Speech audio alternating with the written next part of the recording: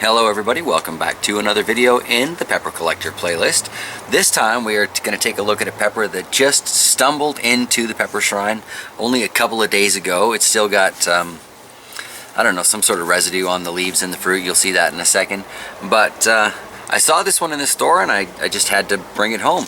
Possibly one of the most expensive, single plants that I've brought home yet, aside from that pitcher plant, of course. But I mean, $15 for a pepper is an awful lot. But I didn't have this variety in the shrine. The peppers themselves look really cool, and I find the way that they're growing really cool. So let's take a look at the El Jefe pepper that I just picked up. So there you go.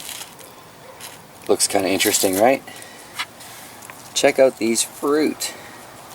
These peppers look awesome. This is probably one of the best examples on the plant. Still got a good gloss to it, nice and solid. Some of these are not really looking so healthy and or edible, so I'm not entirely sure that all of these are going to make it to the plate. However, this is definitely going to make it into the shrine. Let's take a look at how the fruit are forming on this thing.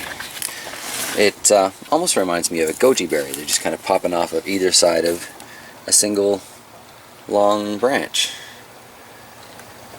How cool is that? But again, there's this residue that doesn't seem to want to wash off. I'm noticing with the diatomaceous earth that I sprinkled on that one pepper in the aquaponics that it left a bit of a residue that doesn't really want to wash off either, so it could just be that. Interesting color to that pepper right there. I'm hoping that's all it is anyway. Doesn't look like it's a disease or anything. As you can see, there are still more starting on there, so this would be an indeterminate variety of pepper.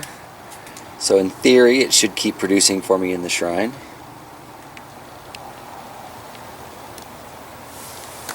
But this is definitely different from any of the other peppers I've got growing. There's main stems and peppers everywhere. Alright, so I'm going to sort through these and find one I can take a test bite out of. We'll get right back to that. Alright, now, any peppers you still see on this plant, I'll feel safe and firm. So, I got faith in these. Should be good, should be good. Let's take a look at some of the ones that came off there. Nice color. Definitely nice color. Now to find one to taste. That looks good. That looks good. They all look pretty good, really.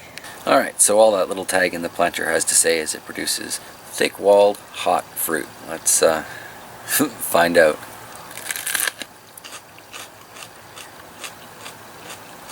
It's pretty good. Not hot though.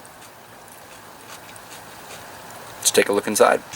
Not what I would call a really thick-walled pepper. I mean, I suppose it is for a hot pepper, but this doesn't really taste like a hot pepper to me either. This is more like a sweet pepper.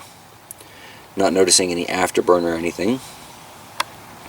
Doesn't look like there's a lot of seed formation in this particular pepper, but it was one of the smaller ones. So, still a pretty good pepper. On a heat scale, I would give that, like, seriously a 2. Not even. I suppose to some people there might be something in there, but to me that's not a hot pepper. That is a cool-looking sweet pepper. Mr. Bear is a little disappointed. Alright, well, thanks for joining me for this quick look at the El Jefe pepper that just joined the collection yesterday.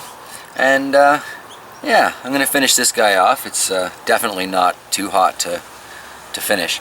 And say if you're looking for an interesting sweet pepper that looks hot enough to scare your friends, consider this El Jefe a good option. Alright everybody, I will see you in the next show. Bye.